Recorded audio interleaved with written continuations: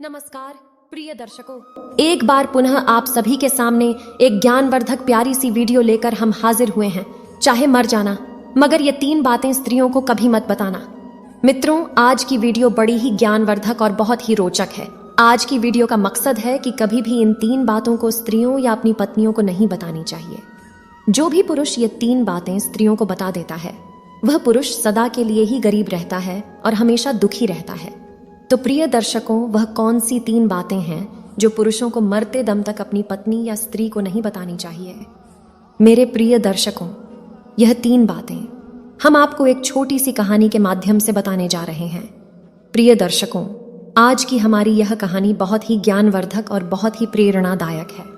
इसलिए आप सभी दर्शकों से आग्रह करते हैं कि आज की इस ज्ञानवर्धक कहानी को, ज्ञानवर्धक प्रसंग को अपने मित्र बंधुत्व को अवश्य शेयर कीजिएगा, ताकि उन्हें भी इस कहानी का लाभ प्राप्त हो सके। प्रिय दर्शकों, अगर आपने अभी तक हमारे इस चैनल को सब्सक्राइब नहीं किया है तो सब्सक्राइब जरूर कर ले। तो ज्यादा समय बर्बाद ना करते हुए आज की इस कहानी को शुरू करते हैं। चाहे मर जाना, मगर ये 3 बातों को भूल कर भी मत बताना। प्रिय बंधुओं, प्राचीन समय की बात है।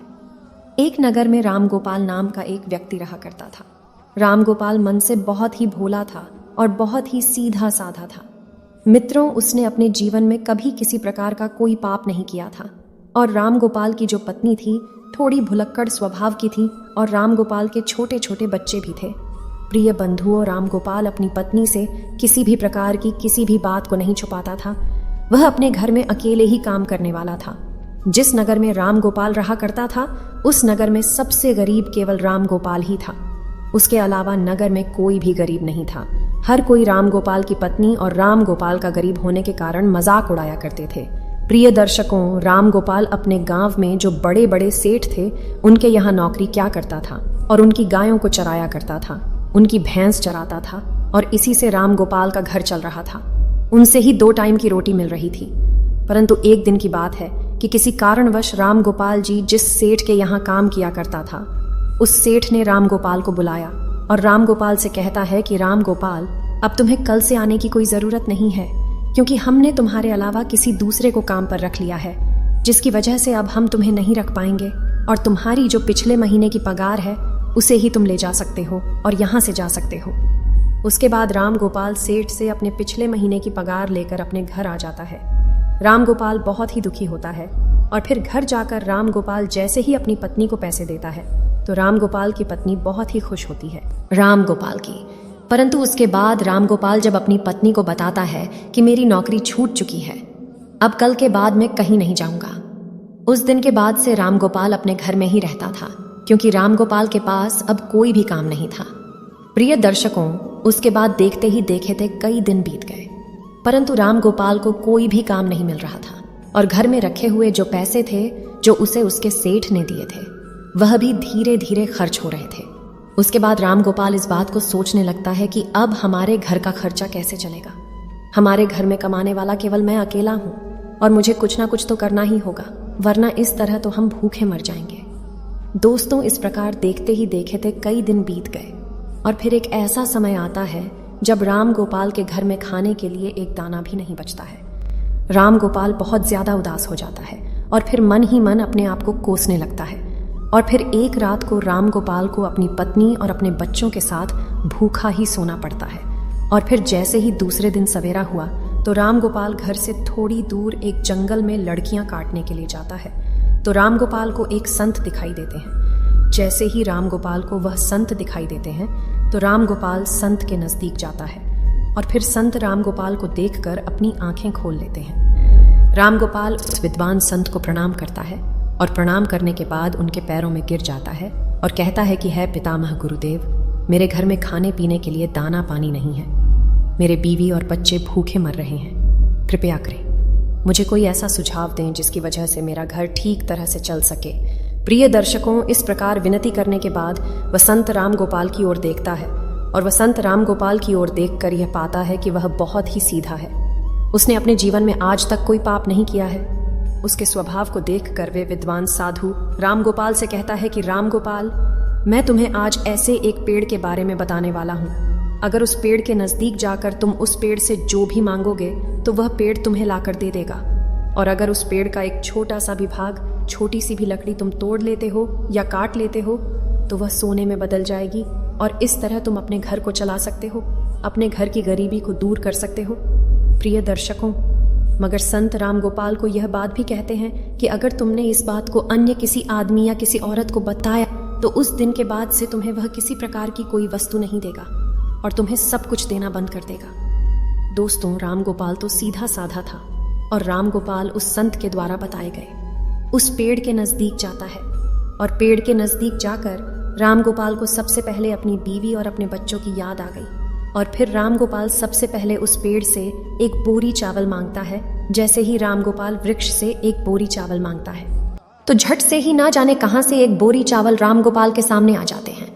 राम गोपाल एक बोरी चावल को लेकर चला जाता है और घर जाकर अपनी बीवी और बच्चों को चावल खिलाता है।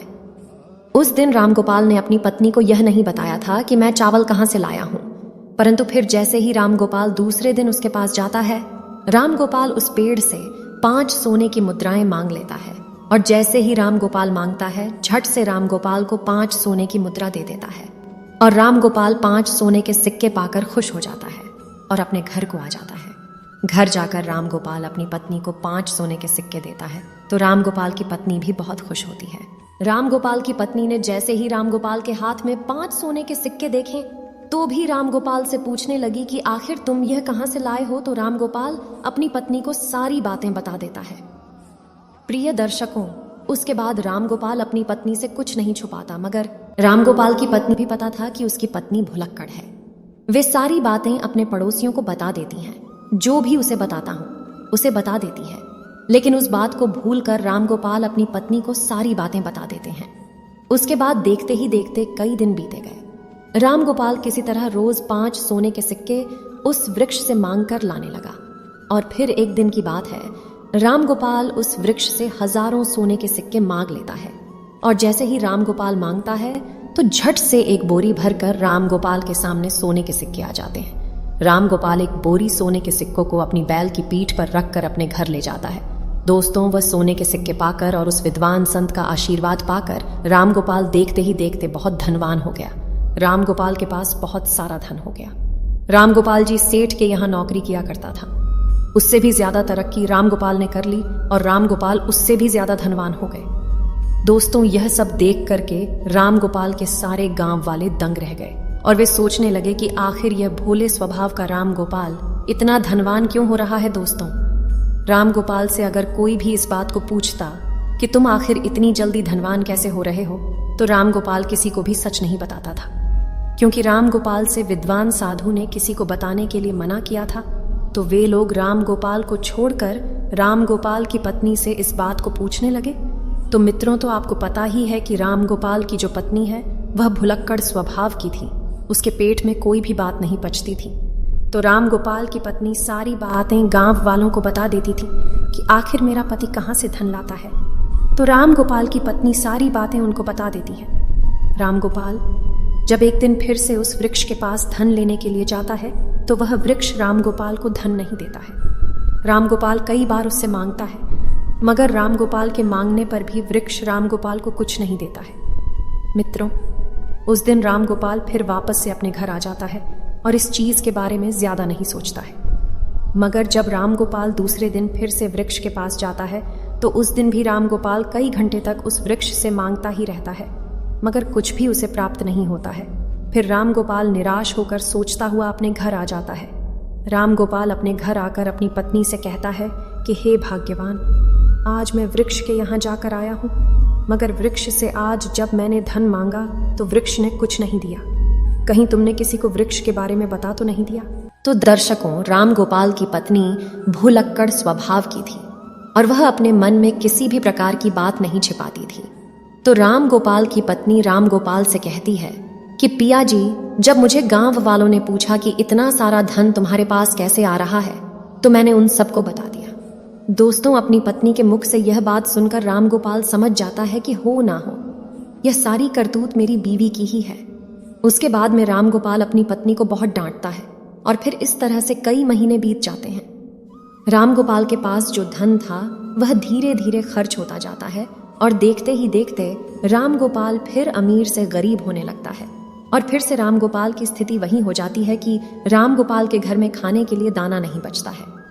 दोस्तों, एक दिन जब फिर से राम गोपाल की पत्नी, राम गोपाल और उसके बच्चे रात को भूखे सोते हैं, तब राम गोपाल अपनी पत्नी को कोसने लगता है और अपनी पत्नी से कहता है कि भुलक्कड़, यह सब तुम्हारी वजह से हो रहा है।